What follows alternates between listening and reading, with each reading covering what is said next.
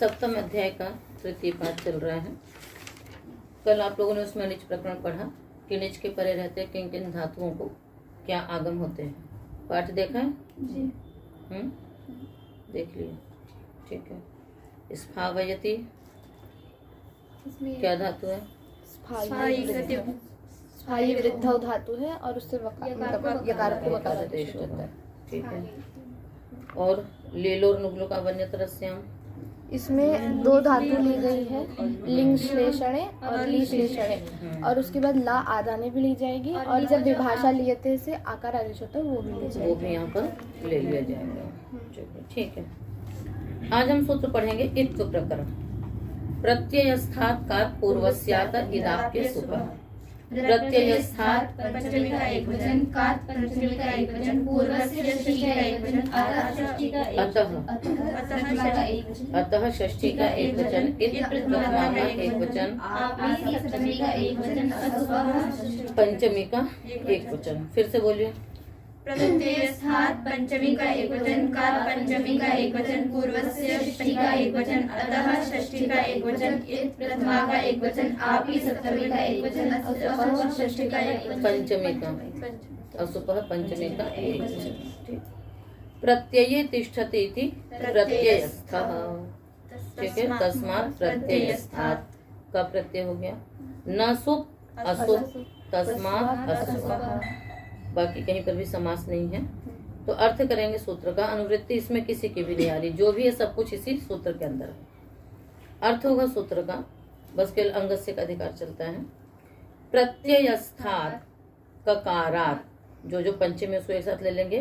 प्रत्ययस्थात् ककारात् पूर्वस्य अतः इकारादेशो भवति आपि परतः। ठीक है। सचेत आप सुपः परो न भवति, यदि वह आप सुप से परे न हो तो। प्रत्ययस्थात् ककारात् पूर्वस्य अकारस्य इकारादेशो भवति। प्रत्यय में स्थित ककार से पूर्व आकार को इकारादेश होता है आपके परे रहते। आप यानी वही टाप टाप चाप के परे रहते।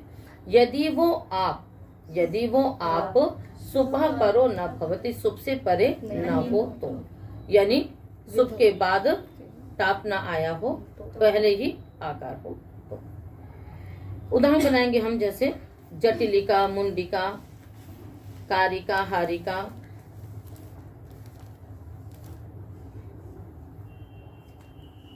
है ना, एतिका, चरंती।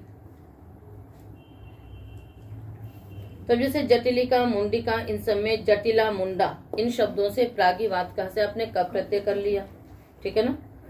और फिर क प्रत्यय करने के बाद केणा से ह्रस्व हो गया, तो क्या बन गया? जटिलक, मुंडक। अब इसके बाद आप स्त्रीलिंग में क्या ले आए? टाप ले आए। ठीक है ना। टाप लाने के पश्चात क्या हुआ? प्रत्यय में स्थित जो ककार, उससे पूर्व जो जटिल का आकार, उसको क्या हो गया? इकारादेश हो गया। क्या बन गया? जटिली क। ठीक है ना। बस के लिए ही समझना है आपको, और बहुत ज्यादा इसमें कुछ विशेष समझने का नहीं है। सूत्र तो पूर्व परिचित है आपका। जटिला, आगे क के प्रति आपने ह्रस्व किया। प्रत्यय में स्थित ककार, उससे पूर्व आकार, उसको ई हो गया। आगे टाप परे है, आकार स्वर्ण दीर्घ। जटिलिका, मुंडिका, इसी प्रकार पाठिका, याचिका, कारिका, हारिका, है ना, बहुत सारे शब्द बनते हैं। ठीक है। और आगे कह दिया कि यदि वह जो वो है टाप है वो सुप से परे नहीं होना चाहिए, तो ये प्रत्युदाहरण का काशिका का विषय है कि कहाँ पर नहीं होगा। पर ज्यादातर तो भाई पहले टाप आता है, उसके बाद फिर सुप आता है। तो इस प्रकार से ये हो जाए। और क्या है? कारिका, हरिका की सिद्धि आपको बताई है अभी हमने। एतिका, इसमें क्या हो जाएगा? अकच्छ हो जाएगा। अव्यय सर्वनाम नाम अकच्छ प्राप्त से, तो फिर उसके बाद फिर अकच्छ हुआ और क्या हो जाएगा? एतक। बाकी द तो तिदादि नाम से अकार आदेश हो ही चुका है, तो एतक आगे का से पूर्व ई, तो एतिका चरंती, एतिका चरंती। न यास योहो, तो यह सूत्र बहुत ही उदाहरणों में लगता है, जहां पर आपने देखा होगा कि यदि वो ठक है ना, अक, इस प्रकार के जो भी प्रत्यय हो रहे हैं, अणवुल है ना, अणवुल, वो इत्यादि, तो उनमें फिर क्या होता है, प्रत्यय में स्थित ककार, उससे पूर्व यदि अकार है तो इकारादेश हो जाता है। न यासयोः, न अव्ययपदम यासयोः षष्ठी का द्विवचन। अनुवृत्ति पूरे सूत्र के ऊपर से ना, प्रत्यय स्थात का पूर्वस्यात् इदाप्य सुपहति। यहाँ में समास करेंगे या च सा च इति यासे तयोः यासयोः। यासयोः, ठीक है ना। प्रत्यय स्थात का पूर्वस्य या सा इत्येतयोः अकारस्य स्थाने इकारादेशो न भवति, है ना। प्रत्यय में स्थित जो ककार, उससे पूर्व जो या और सा का जो अकार, यानी या सा होगा, उसको रस्व होगा तो यह स बन जाएगा, फिर उसको ही जो इत्व की प्राप्ति होती है उसको ये निषेध कर रहा है। जैसे उदाहरण बनाएंगे, यका सका, यकाम यकाम अधीमहे, तकाम तकाम पचामहे, है ना। हम जिसको अध्ययन करते हैं, पढ़ते हैं, उसको हम परिपक्व करते हैं। तो अब यहाँ सा शब्द था, उसने अपने अव्यय सर्वनाम नाम अकच प्राप्त से क्या कर लिया, अकच किया, तो उसके बाद फिर क्या बन गया, यकच आ, अकच का बचा अक, यक आ, ठीक है ना। तो यक आ, अब इस स्थिति में क्या होगा, प्रत्यय में स्थित ककार, उससे पूर्व जो या का आकार है उसको इकारादेश प्राप्त था, इसने निषेध कर दिया। नहीं तो यिका बनता तो यका सका, ऐसा ही रह गया, ठीक है। तो यहाँ पर ह्रस्व करने की भी आवश्यकता नहीं है। या और सा था, अकच हुआ तो वो टी भाग से पहले बैठा, तो अपने आप ही टा जो है वो आगे चला गया, तो यक सक ये रूप रह गए, तो यका सका। समझे में नहीं आया, आगे अवधीचा मातः स्थाने यक पूर्वायाः, उद्दीचाम षष्ठी का बहुवचन, आतः षष्ठी का एक वचन, स्थाने सप्तमी का एक वचन, यक पूर्वायाः षष्ठी का एक वचन। यश्च कश्च इति यकौ, यकौ पूर्वो यस्याः सा यक पूर्वा तस्याः यक पूर्वायाः। चलिए, अनुवृत्ति पूरी सूत्र की है और न और है उसमें। यकार पूर्वायाः ककार पूर्वायाः, है ना, समास किया था ना हमने। तो यकार पूर्वायाः ककार पूर्वायाः आतः स्थाने यो अकारः, यकार पूर्वायाः ककार पूर्वायाः आतः स्थाने यो अकारः तस्य, है ना, यो अकारः, है ना, प्रत्ययस्थात् कात् पूर्वः, प्रत्ययस्थात् कात् पूर्वः तस्य इकारादेशो न भवति उदीचाम आचार्याणाम मतेन। ठीक है, तात्पर्य क्या हो गया, उधर से लीजिए, यकार पूर्वायाः ककार पूर्वायाः आतः स्थाने यो अकारः स च प्रत्ययस्थात् कात् पूर्वः, है ना, तस्य स्थाने इकारादेशो न भवति आचार्याणाम मतेन। तात्पर्य हो गया कि प्रत्यय में स्थित ककार से पूर्व आकार तो होना चाहिए, किंतु यकार पूर्व में है जिससे अथवा ककार पूर्व में है जिससे, ऐसा जो आकार, उस आकार के स्थान पे जो आकार, और वो आकार भी कैसा, प्रत्यय में स्थित ककार से पूर्व, तो उसको इकारादेश नहीं होगा। आप इसको थोड़ा सा समझिएगा, इसको नीला वाला चलता है। उदाहरण है इभ्य का, उदाहरण क्या है, इभ्य का, ठीक है ना, इभ्य का इभ्यी का, क्षत्रिय का क्षत्रिय का, उदीच आचार्य के मत में नहीं होगा, अन्यों के मत में होगा। ककार का है चटक का चटकी का, मूषिक का मूषिकी का। यहाँ पर क्या था, है ना, पहले इभ्या शब्द है, पहले क्या शब्द है, इभ्या और क्षत्रिया। इभ्या से आपने अज्ञातादि अर्थों में क प्रत्यय कर लिया, अज्ञातादि उसमें क्या कर लिया आपने, पहले क प्रत्यय किया, क प्रत्यय करने के पश्चात केवल से क्या हो गया, ह्रस्व हो गया, तो क्या बच गया, इभ्य। अब इसको देखिए, प्रत्यय में स्थित ककार है ना, और ये जो है वो यकार पूर्व, है ना, पहले इभ्या था, तो ये यकार पूर्व आकार है, ऐसा आकार है जिससे पूर्व में क्या है, यह है, ठीक है, और इस आ के स्थान पे अ हुआ है, क्या हुआ है, आ के स्थान पे अ हुआ है। ये शर्तें सारी घट गई है ना। यकार पूर्व में है जिस आकार के, है ना, ऐसा जो आकार के स्थान पे अकार, इसको आपने केड़ा से क्या किया, ह्रस्व किया तो आ के स्थान पे आ हो गया। और ये प्रत्यय में स्थित ककार है, ये इससे पूर्व अकार। तो प्रत्यय में स्थित ककार से पूर्व यकार पूर्व जो आकार, उसके स्थान पे जो अकार, उसको इकारादेश नहीं होगा। आप यदि इसको व्यवस्थित अर्थ समझें तो किस प्रकार से होगा, प्रत्यय में स्थित ककार से पूर्व यकार पूर्व आकार के स्थान में जो अकार, उसको इकारादेश नहीं होगा। समझ में आ गया ना। प्रत्यय में स्थित ककार, इससे पूर्व ये आकार है, किंतु ये आकार भी कैसा होना चाहिए, यकार पूर्व होना चाहिए। और फिर उस आ के स्थान पे भी अ हुआ है, तो यहाँ पर इभ्यिका उदीच्य आचार्य के मत में नहीं बनेगा, पाणिनि के मत में हो जाएगा। तो इभ्यका इभ्यिका, क्षत्रिय का क्षत्रियिका, इस प्रकार से बनेगा। ठीक है। और इसी प्रकार से आगे चलिए, जैसे चटका है, अज्ञाता चटका, अल्पा चटका, ह्रस्वा चटका, है ना, इति चटकिका और चटक का। तो उसमें भी इसी प्रकार से बनेगा ना। चटका आगे क, केणा से आपने ह्रस्व किया। अब ये ककार पूर्व आकार के स्थान पे अकार हुआ, केणा से प्रत्यय में स्थित ककार से पूर्व है ये, इसको इत्व उदीच्य आचार्य के मत में नहीं हुआ, तो चटक का, और अन्यों के मत में हो जाएगा तो चटकी का। तो चटक का चटकी का। ठीक है। इसी प्रकार से मूषिका ले लीजिए, तो मूषिका का मूषिका। समझ में आ गया सूत्र। भस्त्रहि शाजाज्ञाद्वा स्वा न पूर्वाणाम अपि, भस्त्रहि शाजाज्ञाद्वा स्वाहा, षष्ठी का नहीं, हाँ, प्रथमा का बहुवचन, सप्तमी का अव्यय पदम। तो जो उसमें प्रथमा का बहुवचन है वो षष्ठी अर्थ में ही प्रथमा है। किसमें है वो, षष्ठी अर्थ में वो प्रथमा है। समास करेंगे, भस्त्राच एषाच अजाच ज्याच द्वाच स्वाच इति द्वा स्वाहा। अनुवृत्तियां वही हैं, न उदीचाम आतः स्थाने प्रत्ययस्थात् कात् पूर्वस्यात् इदाप्य सुपः। उदीचाम की अनुवृत्ति आपकी 7-3-48 तक जा रही है, आतः की 7-3-49 तक जा रही है, न की भी 48 तक जा रही है, और शेष प्रत्ययस्थात् कात् पूर्वस्यात् की अनुवृत्ति भी कहाँ तक जाएगी, 49 तक जाएगी।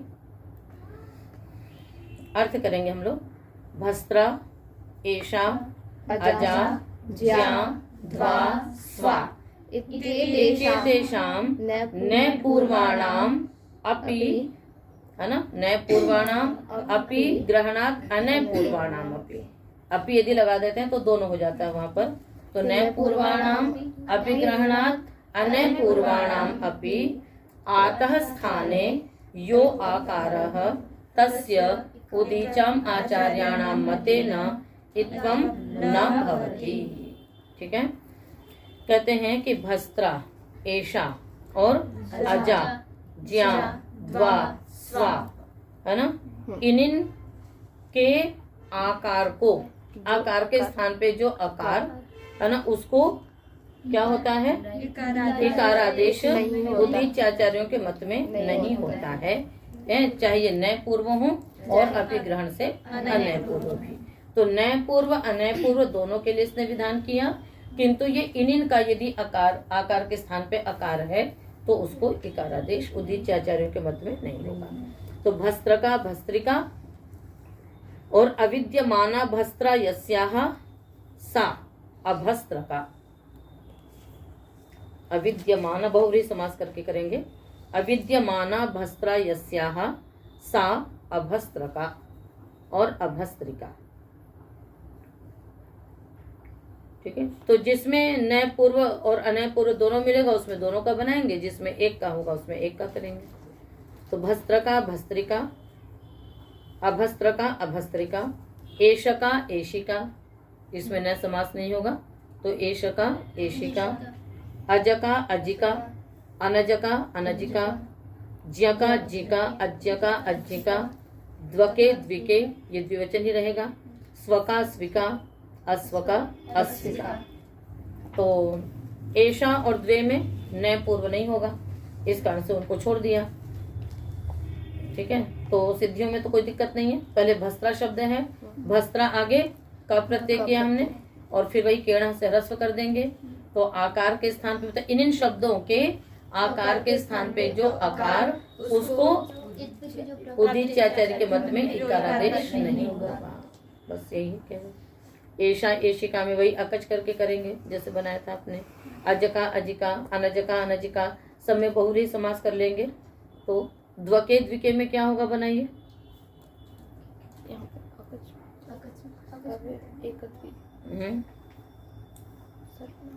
और जब स्व शब्द में भी क्या होगा, है ना, जब ये सर्वनाम संज्ञक रहेंगे तब तो इनमें नय पूर्व नहीं हो सकता है, किंतु जब ये ज्याते और धनवाची होंगे तब इनका भी नय हो जाएगा।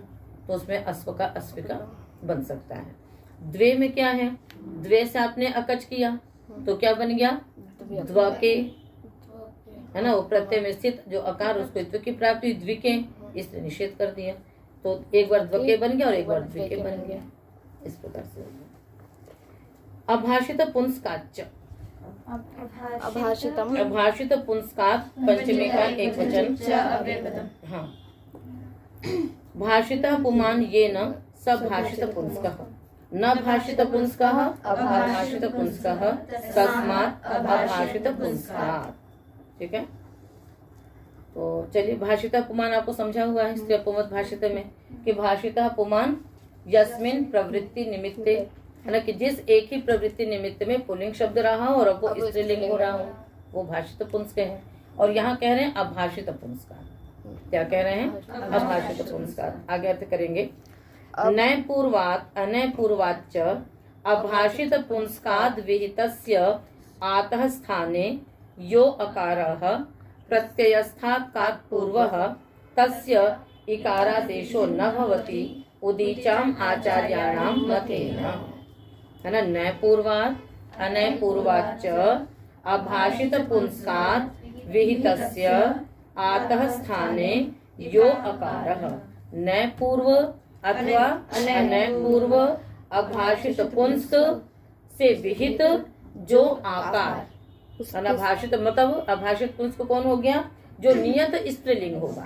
भाषित पुंस्क कौन होगा, जिसमें पुल्लिंग में भी प्रयोग होता हो और स्त्रीलिंग में भी होता है, जैसे कारक कारिका, ये भाषित पुंस्क है। किंतु खट्वा ये शब्द नियत स्त्रीलिंग है।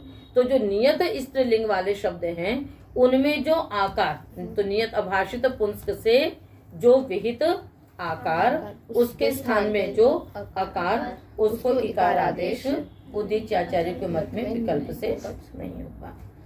तो चलिए उदाहरण बनाइए। खट्व का, खट्वी का। खट्वा शब्द कैसा है, उसका तो पुल्लिंग कभी सुना, खट्व खट्व नहीं सुना, तो ये अभाषित पुंस्क हो गया। और ये नय पूर्व अनय पूर्व, अभी हम अनय पूर्व बना रहे हैं। तो खट्वा में आपने क्या किया, वही प्रागिवात कह से आप क्या कर लीजिए, क प्रत्यय कर लीजिए। तो खट्वा आगे क, केड़ा से क्या हो जाएगा, ह्रस्व, उसके बाद क्या बन जाएगा, खट्व, आगे क। तो ये अभाषित पुंस्क अनय पूर्व आकार के स्थान पे आकार है, उसको इत्व एक बार होगा एक बार नहीं होगा। तो एक बार बना खट्व का, और जब हो जाएगा तो खट्विका, अखट्व का, अखट्विका। इसी पर परम खट्व का, परम खट्विका। ठीक है ना, इसका नहीं बस, तो परम खट्व का सन्मात परमोद से समास करके और उसके बाद फिर प्रत्यय कर लेंगे। और जब बहुरी समास करेंगे, है ना,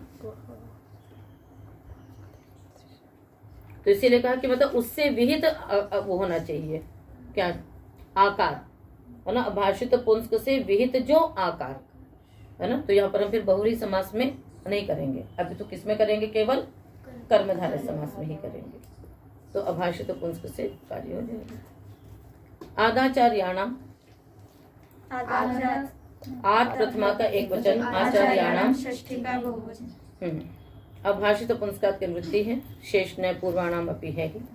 अभाषित पुंस्कात नय पूर्वादपि शब्दात, है ना, अभाषित पुंस्कात नय पूर्वाद अपि शब्दात अनय पूर्वाच्च आतः स्थाने यो आकारः तस्य अन्येषाम् आचार्याणां मतेन आकारादेशो भवति।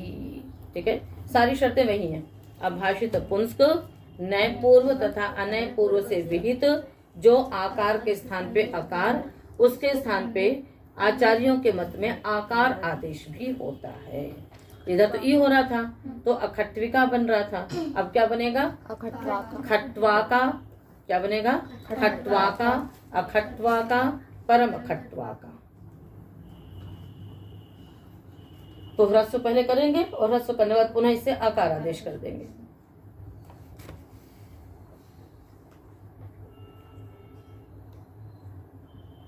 तो 3 रूप बने, खट्वका, खट्विका, खट्वाका, अखट्वका, अखट्विका, अखट्वाका, परम खट्वका, परम खट्विका, परम खट्वाका। ठीक है, चलिए ठस्य कहा। ठस्य तो इस प्रकार से ये इत्व प्रकरण यही तक था, समाप्त हुआ। अब आगे ठस्य कहा। ठस्य षष्ठी का एक वचन, इकः प्रथमा का एक वचन। अंगस्य निमित्तम यह ठः तस्य इक इत्ययम् आदेशो भवति। अंग का निमित्त जो था उसको एक आदेश होता है। जिस ठा के परे रहते अंग संज्ञा हो सकती है ना। तो प्राग्वहते ठक से ठक प्रत्यय होता है तो बन जाएगा आपका आक्षिकः, है ना। अक्षर दिव्यतीति आक्षिकः, शलाका भी दिव्यतीति शालाकिकः, लवणेन संस्कृतमिति लावणिकः। तो सब में प्रत्यय होगा, ठा को एक आदेश होगा, वृद्धि हो जाएंगे। इसु सुक्तान्तात कहा। इसु सुक्तान्तात पंचमी का एक वचन, कः प्रथमा का एक वचन। इश्च उश्च उपच, है ना, तश्च। इश्च उश्च उपच तश्च इति इसु सुक्तः। हाँ, इस नहीं, इसु सुक्तम, है ना, इसु सुक्तम।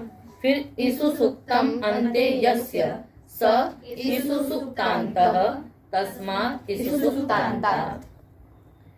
ठस्य कह के नृत्य आ रही है, इसमें पूरे सूत्र की नहीं आएगी, केवल ठस्य की आएगी, इसी सूत्र तक जाएगी। अनुवृत्ति अर्थ होगा सूत्र का ईसंतात, उसंतात, उगंतात, तकारांतात च अंगात उत्तरस्य। क्या अर्थ हुआ? ईसंतात, उसंतात, उगंतात, तकारांतात च अंगात उत्तरस्य ठकारस्य स्थाने क इत्ययम् आदेशो भवति। कहते हैं ऊपर वाले सूत्र में कहा था कि अंग संबंधी ठ को एक आदेश होगा। इसने कहा यदि ईसंत, उसंत और उगंत, उगंत यानी ई उ री अंत वाले यदि शब्द होंगे और तकारांत अंग होगा तो उससे परे ठ के स्थान पे क्या होगा? क आदेश होगा। जैसे सार्पिष्कः, सर्पि पर्ण्यम अस्य इति सार्पिष्कः, तदस्य पर्ण्यम से ठक प्रत्यय हो गया। उसंत का है ना, वही धानुष्कः, याजुष्कः, तो धानुष्कः, याजुष्कः, धनुषा जितम इति धानुष्कम, है ना, यजुषा जितम इति याजुष्कम। उसके बाद है निषाद कर्षु, इससे और देशे ठै, है ना, इससे निषाद कर्षु से ठै करेंगे और फिर केड़ा से ह्रस्व कर देंगे। क्या बन जाएगा? वृद्धि होकर के नैषाद कर्षुकः। तो इसंत का हो गया सार्पिष्कः, उसंत का हो गया धानुष्कः, याजुष्कः, उगंत में ऊ का है नैषाद कर्षुकः, शाबर जंबुकः, शाबर जंबुकः में भी वही लगेगा। कौन सा? और देशेठ है। मातृकम पैतृकम में ऋतष्ठ है। मातुः आगतः इति मातृकः, पैतृकः, ऋतष्ठ से ठा प्रत्यय होगा। ठा को क्या हो जाएगा? क। तकारांत का है औदश्वितकः, उदश्वितो अन्यतरस्याम्, उदश्विति संस्कृतम इति औदश्वितकम्। इसी प्रकार से शाकृतकः, शकृता संसृष्टम इति शाकृतकः, संसृष्टि से ठक प्रत्यय हुआ। तो ये सब सूत्र आप लोग चतुर्थ अध्याय में, पंचम अध्याय में आप पढ़ चुके हो। वहां पर इनको आप एक बार निकाल करके भी देखिएगा कि किस प्रकार से किन किन अर्थों में हुआ। तो यहाँ पर मुख्य रूप से क्या है कि जो ठा को इक आदेश की प्राप्ति थी उसका इसने क्या कह दिया कि का आदेश होगा। ठीक है। चजो को हिरण्यतो, चजोः षष्ठी का द्विवचन, प्रथमा का एक वचन, सप्तमी का द्विवचन। चश्च जश्यति चजौ तयोः चजोः, घ इत्यस्य सघित घित च ण्यत् च इति इति घृण्यतौ तयोः घृण्यतोः। अर्थ करेंगे सूत्र का। चकार जकारयोः स्थाने कवर्गादेशो भवति, घिति ण्यति च परतः। घित तथा ण्यत परे हो तो चकार जकार के स्थान में कवर्गादेश होता है। उदाहरण बनाएंगे हम लोग। पाकः, त्यागः, रागः, है ना, भागः। और ण्यत का है पाक्यम, वाक्यम, रिहलोण्यत से कर लीजिएगा। और आवश्यक से भी हो जाएगा। रेक्यम, तो रिहलोण्यत से ण्यत प्रत्यय हुआ और उधर घित में घ प्रत्यय हुआ। शेष सिद्धि आपको मालूम है, ण्यत होने से णित होने से वृद्धि होनी। अब ये सब जो है थोड़े से विकीर्ण प्रकरण है। विकीर्ण प्रकरण मतलब एक एक दो दो सूत्रों में अलग अलग कार्य होते रहेंगे। जैसे उधर चल रहा था फिर नीच प्रकरण हो गया, फिर इत्व प्रकरण हो गया। अब यहाँ पर क्या है, कहीं पर कवर्गादेश होगा, फिर कहीं, अब वैसे तो यहाँ पर ये कु की अनुवृत्ति चलेगी आपकी 69 तक, तो वैसे ये कवर्गादेश प्रकरण है। किंतु इसमें यह आवश्यक नहीं कि धातु से ही होगा, है कहीं पर धातु को भी हो जाएगा, कहीं पर प्रातिपदिक का भी हो जाएगा। दोनों तरह से यहाँ पर आपको उपलब्ध होंगे उदाहरण। फिर भी ये कवर्ग प्रकरण के अंतर्गत आएगा। किसके अंतर्गत आएगा ये? कवर्ग प्रकरण। न्यंकवादी नाम च, न्यंकवादी नाम षष्ठी का बहुवचन। न्यंकु आदिर ये शांति न्यंकवादयः तेषां न्यंकवादी नाम। न्यंकवादी नाम कवर्गादेशो भवति, है ना। न्यंकवादी नाम चजो स्थाने कवर्गादेशो भवति। न्यंकवादिगण पठित जो शब्द हैं उनमें चकार और जकार के स्थान में कवर्गादेश होता है। तो न्यंकु शब्द कैसा आपका? नि उपसर्ग अंचु धातु, न्यंच आगे औणादिक उ प्रत्यय हो गया नावंचे से, तो क्या हो गया? न्यंच आगे उ। अब यहाँ पर कोई प्रत्यय परे है इससे मतलब नहीं है, बस न्यंकवादी गण में होगा तो चकार के स्थान पे का हो गया तो न्यंकु बन गया। परस और इत्यादि होगा ही होगा। मदगुह में क्या है? तो मस्जो शुद्ध है ना, तो इससे क्या हो जाएगा? मस्ज धातु रखेंगे और उसके बाद फिर यहाँ पर भी उ प्रत्यय करेंगे और फिर उसको क्या कर लेंगे? मस्ज हुआ, फिर झलाम जश झशी सा को द होगा, उसके बाद फिर इससे कवर्गादेश हो जाएगा तो क्या बन जाएगा? मदगुह। इस बार से भृगु भ्रज पाके प्रतिमृदि भ्रजाम संप्रसारणम सलोपश्च, तो इससे सकार का लोप हो गया, संप्रसारण हो गया तो भृज बन गया। अब जा को कवर्गादेश हो गया तो जा को गा हो गया, क्या बन गया? भृगु भ्रज पाके से। तो इसी प्रकार से और भी शब्द हैं। तो न्यंकुह, मदगुह, भृगुह ये सभी शब्द, और इसमें प्रायः सभी शब्द औणादिक है। प्रायः सभी शब्द इस गण में क्या है? औणादिक हैं, तो औणादि से ही सिद्ध होते हैं। हो हंते यणिन्येषु, ह षष्ठी का एक वचन, हन्तेः षष्ठी का एक वचन, यणिन्येषु सप्तमी का बहुवचन। न्यश्च नश्च इति यणौ, यणौ इतौ यस्य स यणित्, और यणिच्च नश्च इति यणित् नाह तेषु यणिन्येषु। न्य इत गया है जिसका, न इत गया है तथा नकार। अर्थ करेंगे।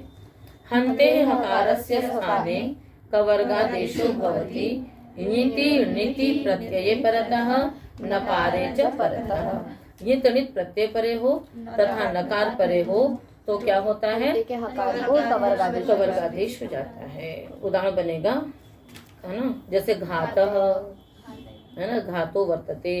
नित का हो जाएगा घातयति, अभी कल भी पढ़ा था आप लोगों ने। घातकः, साधु घाती, घातम घातम। नकार का है घ्नन्ति, घ्नन्तु, अघ्नन। ये सब सिद्धियां तो आपने कल ही कर ली थी, घातः वर्तते इत्यादि। अब घ्नन्ति में क्या है? हन आगे झी है, झी के स्थान पे पहले आप अंत्य आदेश करेंगे, ठीक है। और अदादिगण के धातु है, इसलिए पहले कर्तरी शब्द से शप ला करके अधि प्रवृत्तिभ्य शपा से आपने शप का लुक कर लिया। स्थिति रह गई हन आगे अंति।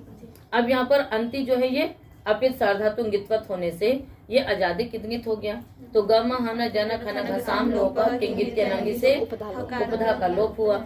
उपधा का लोप हुआ तो हुन्ना बच गया। अब ये क्या हो गया? नकार परे मिला। नकार परे होने से हकार को घकार आदेश हो गया तो क्या बन गया? घ्नन्ति। इसी प्रकार से घ्नन्तु लोट लकार में, अघ्नन लंग लकार में। तो इस प्रकार से ये कार्य होते हैं। अभ्यासाच, अभ्यासा पंचमी का एकवचन च अव्ययपदम्। हाँ, अनुवृत्ति बताइए।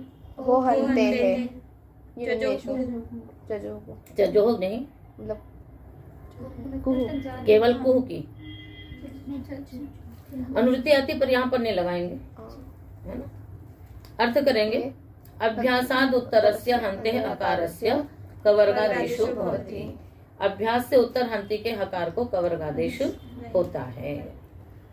ठीक है, तो क्या बन जाएगा? जिघान सती, हन हन, हा हन, उसके बाद फिर हा को झा आदेश करेंगे। अभ्यास से चर्चा से ज, संयता से जी, तो जी हन, यहाँ पर दीर्घ होता है उससे। हाँ, अज्जनगम सनी से दीर्घ होता है, तो क्या हो जाएगा? जी हांस। अब ये अभ्यास से उत्तर हंती के हकार को कवर्गादेश हो गया। हा को घा होगा, तो जिघांस, आगे जिघांस। जंघन्यते बनाइए। हन यंग, यंग किससे होता है? क्रिया संविहार, धातु रेखा जो हलादे क्रिया संविहार यंग, तो हन आगे य, है ना, फिर हन यंग, हन हन य, ह हन य, तो सब फिर सारे कार्य कर लीजिए। फिर नुगतो नुनासिकाम तस्य से नुक आगम भी हो जाएगा, तो क्या बन जाएगा? जंग हन।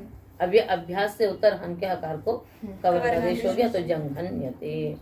ऐसे ही अहम जघन, लिट लकार में भी हो जाएगा। तो जहाँ जहाँ द्वित्व होता है वहां वहां देख सकते हैं, वहां पर उस अभ्यास से उत्तर होगा। ये तो नित परे हो, इससे कोई मतलब नहीं है। नकार है, बीच में आकार का व्यवधान है, इससे भी कोई वो नहीं है। अभ्यास से उत्तर हंती के आकार को कवर्गादेश होना ही होना है। ठीक है ना। आगे हे रचंगी, हे षष्ठी का एकवचन चंगी, अचंगी, अचंगी सप्तमी का एक वचन। नचंग अचंग तस्मिन अचंगी। यहाँ पर प्राप्ति थी, इसने निषेध कर दिया। अभ्यासाद उत्तरस्य हिनोते अकारस्य कवर्गादेशो भवति अचंगी परतः। अभ्यास से उत्तर हिनोती के हकार को, ऊपर हंती के हकार को कहा था, यहाँ हिनोती के हकार को कवर्गादेश होगा। चंग को छोड़ करके, चंग परे नहीं होना चाहिए। तो और कहाँ कहाँ अभ्यास होता है? सन में, यंग में, तो बनाइए। प्रजिघीषति, ही आगे सन रखेंगे, इको झ से सन को कित्वत करेंगे, है ना। इटागम की प्राप्ति, इटागम का निषेध, सन को कित्वत कर लीजिए। फिर अध्ययनगाम से उसको दीर्घ कर दीजिए, तो ही, फिर ही स, है ना। पूर्वाभ्यास ह्रस्व, जी ही स, कुहोष्ठ इत्यादि सब लगा लीजिए। फिर अभ्यास आद्य से हिनोती के हिकार को घ करके जी घी स आदेश प्रत्ययो हो प्रजिघीषति। प्रजिघीयते में भी क्या होगा? ही आगे यम, फिर यहाँ पर अकृत सार्वधातु का और दीर्घ हो, इस यहाँ पर यकार के परे रहते दीर्घ हो जाएगा, तो क्या बनेगा? हाँ, नहीं तो पहले तो ही दीर्घ हुआ, फिर द्वित्व करिए, ही, उसका फिर ह्रस्व करिए, ही, गुणों यंगलुकों से गुण कर दीजिए। जे ही, अभ्यास उत्तर हकार को कवर्गादेश किया। जे घी य प्रजे घी यते। बना नहीं बना? जिघाय कैसे बन जाएगा?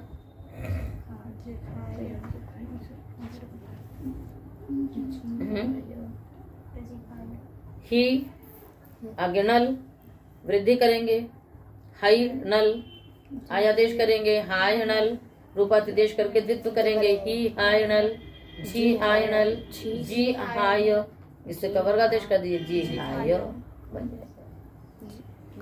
जी घाय क्या अर्थ हो जाएगा? जे प्रजिघीषति, ठीक है, तो वृद्धौ च अर्थ है इसका, है ना। तो गति करना चाहता है, वृद्धि करना चाहता है ना? सनलिटोर जे है, हाँ, षष्ठी का द्विवचन जे ही षष्ठी का, जे ही षष्ठी का एक वचन। सनलिटौ तयोः सनलिटोः। जे अंगस्य यो अभ्यासः तस्मात् उत्तरस्य कवर्गादेशो भवति सनि लिटि च प्रत्यये परतः। सन तथा लिट प्रत्यय के परे रहते जी अंग का जो अभ्यास, उससे परे कवर्गादेश होगा। यानी जी धातु से परे, हाँ बनाओ, जिगीषति और जिगाय, जिगीषति जिगाय, सिद्धि उसी प्रकार से होगी, कवर्गादेश हो जाएगा। तो एको झलक में, तो जे तो मिच्छति थी, है ना, जिगीषति। तो अब यहाँ पर क्या है? सब जगह वही आधे परस्य से आदियल के स्थान पे होगा तो जिगीषति बन जाएगा, जिगाय।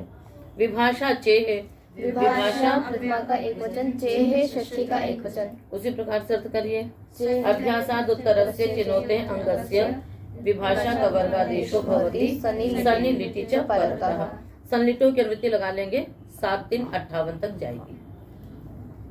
तो अभ्यास से उत्तर चिनोती अंग के चकार को कवर्गादेश हो जाएगा। बनाएंगे चिचीषति चिकीषति, विकल्प से होना है तो चिचीषति चिकीषति। लिट में चिचाय और चिकाय दोनों बनेंगे। सिद्धियां आपको मालूम है, वृद्धि करके रूपातिदेश करके द्वित्व करेंगे।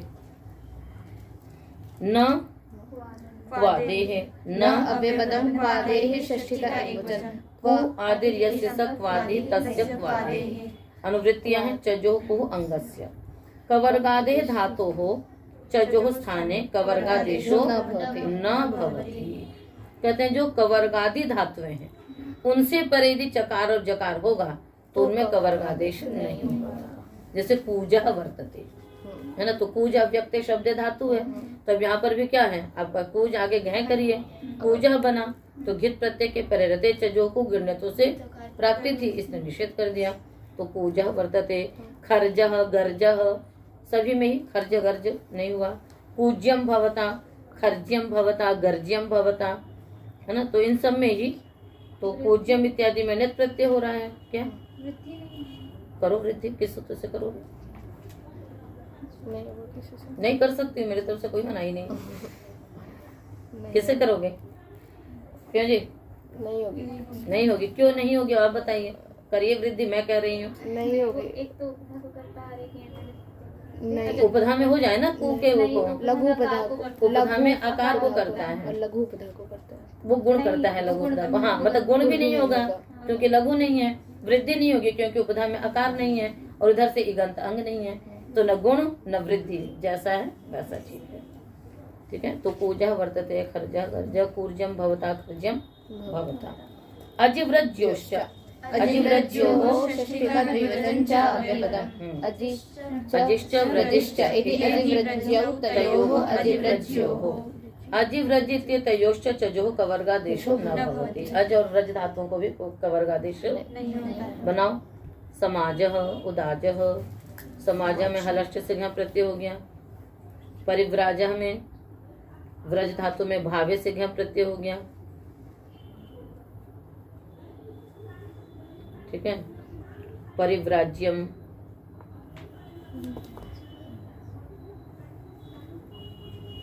ठीक है ना।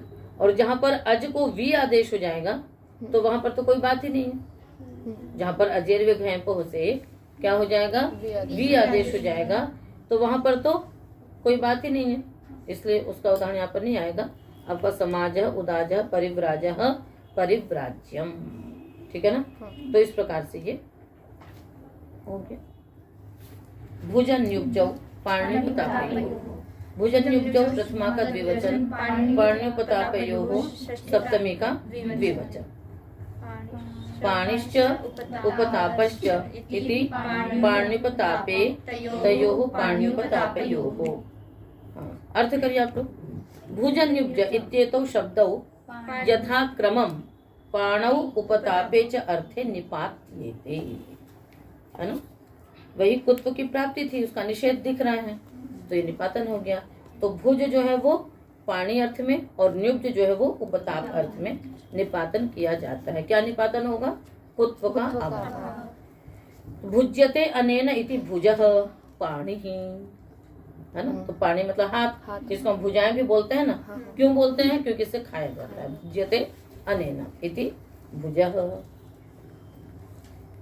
ठीक है। तो पानी मतलब हो गया हाथ। तो भुजः में क्या प्रत्यय होगा? वही निपूर्वक, अच्छा भुज में बस केवल घय प्रत्यय होगा। न्युब्जा में निपूर्वक घय प्रत्यय होगा उपज धातु से।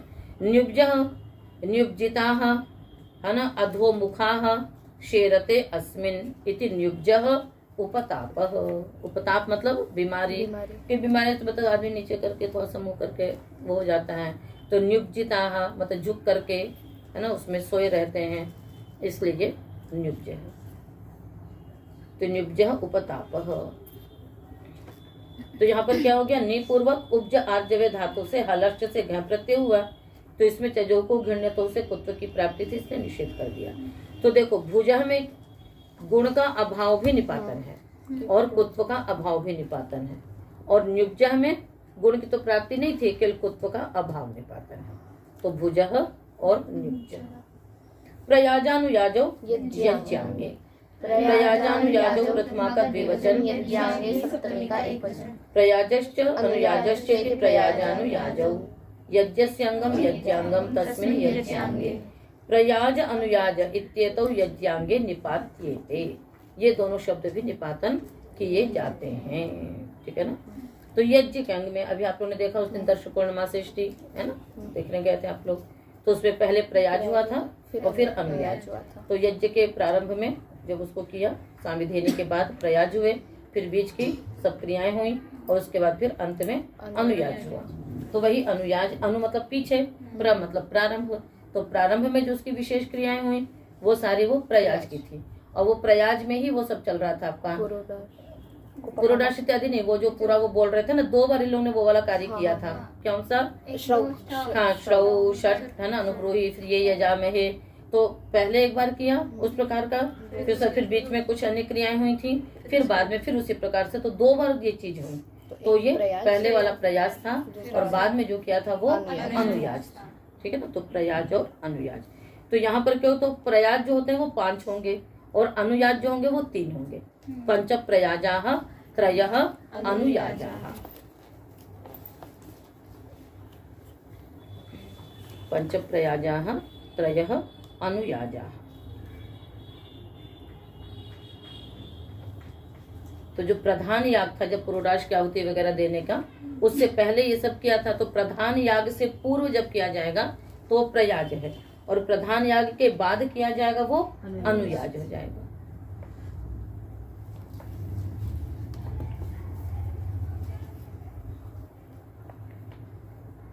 ठीक है।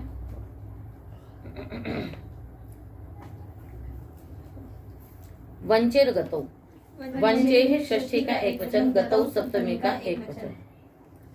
गतौ वर्तमानस्य वंचे अंगस्य कवर्गादेशो न भवति, इसमें न की अनुवृत्ति आ रही है। तो गति में वर्तमान वंचो अंग है तो कवर्गादेश नहीं होगा। वंच्यम वंचन्ति वणिजः, वंच्यम वंचन्ति वणिजः। तो यहाँ पर गति अर्थ है, कैसे गति अर्थ है ना, वंच्यम वंचन्ति वणिजः। वंच्यम अर्थात गंतव्य स्थान को, वंचन्ति जाते हैं, वणिजः वणिक लोग, वणिक लोग गंतव्य स्थान को जाते हैं।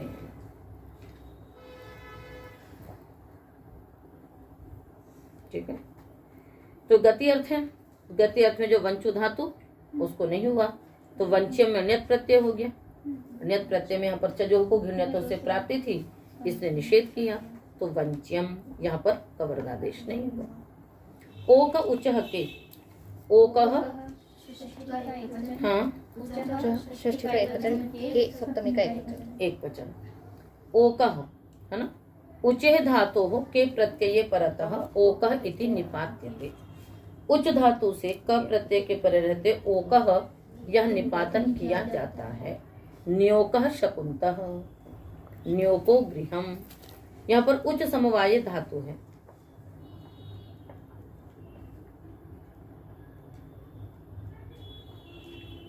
वस्तुतः इसमें प्रत्यय क्या हो रहा है, इगु पधज्या प्री की रह से क प्रत्यय होता है।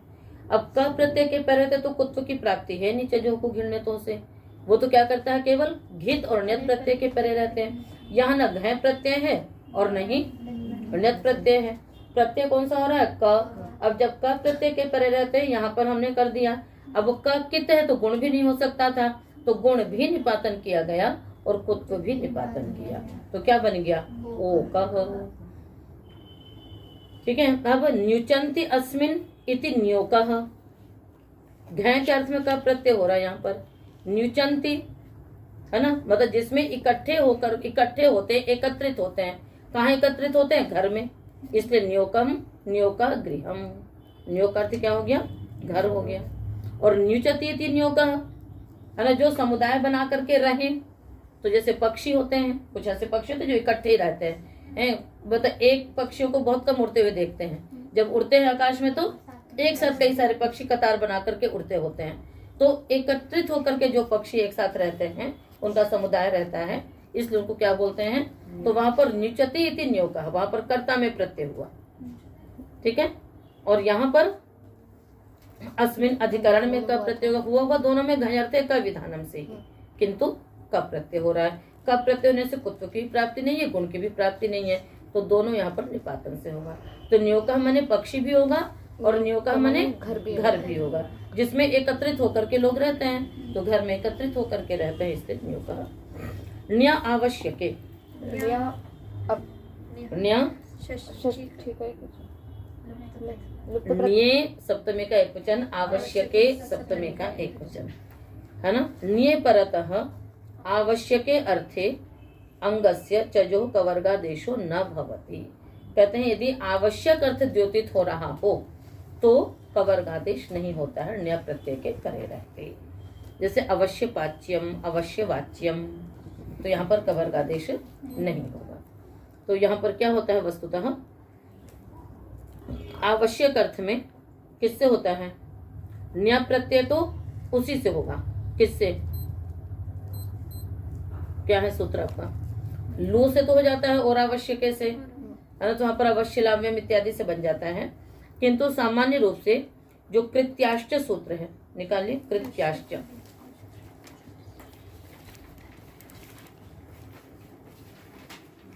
कृत्याश्च है, उसके एकदम अंतिम है, तृतीय अध्याय के तृतीय पाद के। हाँ, तो वहां पर ये कहा जा रहा है कि जो कृत्य संज्ञक प्रत्यय हैं वो आवश्यक अर्थ में भी हो जाते हैं।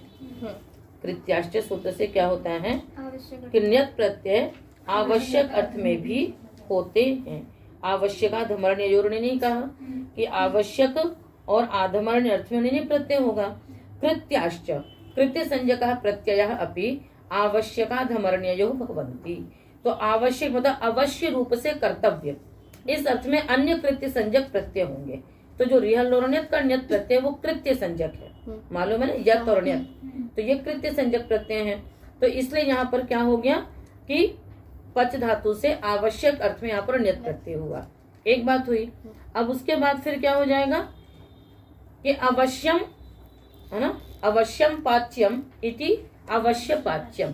तो यहाँ पर लुम्पेद अवश्यम कृत्ये तुम काम मनसोरपि, इस इष्टि से अवश्यम के मकार का लोप हो जाता है।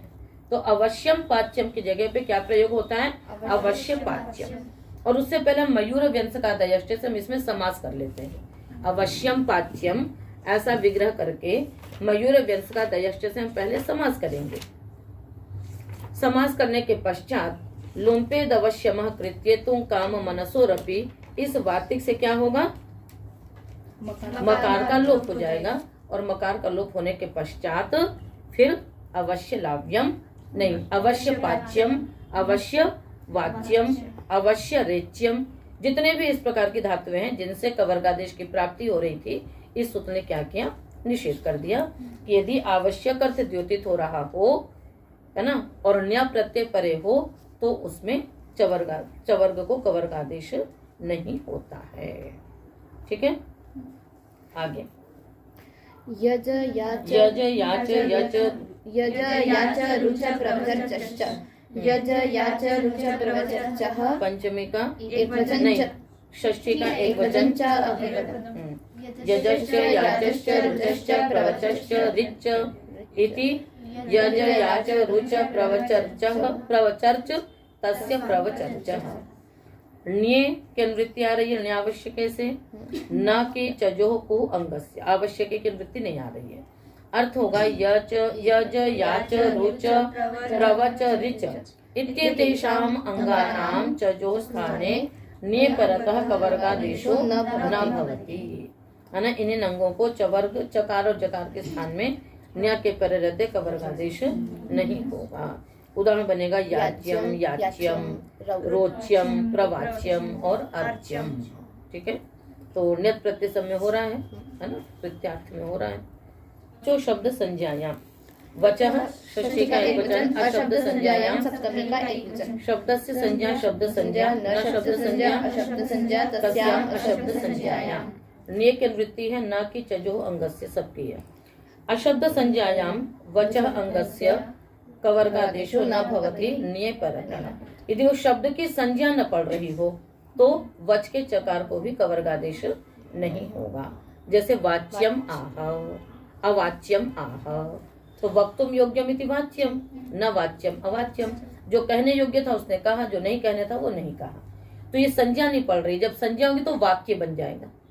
वक्तुम योग्यम इति वाक्यम, तो वाक्य क्या है? संज्ञा है। पद समूह वाक्यम, तो वाक्य जब शब्द की संज्ञा पड़ रही होगी तब तो कवर्गादेश होगा, और जब संज्ञा नहीं हो रही होगी तो कवर्गादेश नहीं होगा। तो क्या बनेगा? वाच्यम अवाच्यम, ऐसे प्रयोग बन जाएंगे। चलिए, प्रयोज्य नियोज्य शक्यार्थे, ये सभी सर्वत्र ही निषेध ही चल रहा है आपका। प्रयोज्य नियोज्य प्रथमा का द्विवचन शक्यार्थे, सप्तमी का एक वचन प्रयोज्यश्च नियोज्यश्च इति प्रयोज्य नियोज्य शक्य है ना, शक्य अर्थ इति शक्यार्थ शक्यार्थ तस्मिन् शक्यार्थे। प्रयोज्य नियोज्यते तो शब्दों शक्यार्थे निपात्येते। प्रयोज्य और नियोज्य ये दोनों शब्द शक्य अर्थ में निपातन किए जाते हैं। प्रयोक्तुम शक्य इति प्रयोज्य, नियोक्तुम शक्य इति नियोज्य। तो ये प्रयोज्य है, ये नियोज्य है। प्रयोग करने योग्य है, नियोग करने योग्य है, नियुक्त करने योग्य है, तो नियोज्य प्रयोज्य। तो इन सब में भी प्रत्यय तो सब में अन्यथ ही हो रहा है, क्योंकि जो कृत्य संज्ञक प्रत्यय वो किन किन अर्थों में होता है वहां पे बताया जा रहा है। कहीं पर शक्य अर्थ में होता है, कहीं आवश्यक अर्थ में होता है। तो इसलिए जो उसके समर्थ है उसमें, तो यहाँ पर भी क्या हुआ? तो शकी लिंग च है ना, शक्नोति अर्थ में लिंग प्रत्यय होता है, लिंग लकार होता है, और चकार से ये भी होता है, कृत्य संज्ञक प्रत्यय भी होते हैं। इसीलिए तो प्रयोग कर लेते हैं इस प्रकार से। तो प्रयोग तुम शक्य इति प्रयोज्य, यहाँ पर कुत्व नहीं हुआ, बाकी गुण इत्यादि तो हो ही जाएंगे, कोई विशेष नहीं है। भोज्यम भक्षे, भोज्यम प्रथमा का एक वचन, भक्षे सप्तमी का एक वचन। भोज्यम इति निपात्यते भक्षे अभिधेये, ठीक है ना। तो भोज्य ओदनः भोज्या यवागो, भोक्तुम योग्यम इति भक्ष्यम, है ना, जो खाने योग्य है वो भक्ष्य है। तो भोज्यम भोज्य ओदनः भोज्या यवागो, ठीक है। तो यहाँ तक आपका ये कुत्व प्रकरण समाप्त हुआ। तो पाठ आज का यहीं पर ही समाप्त।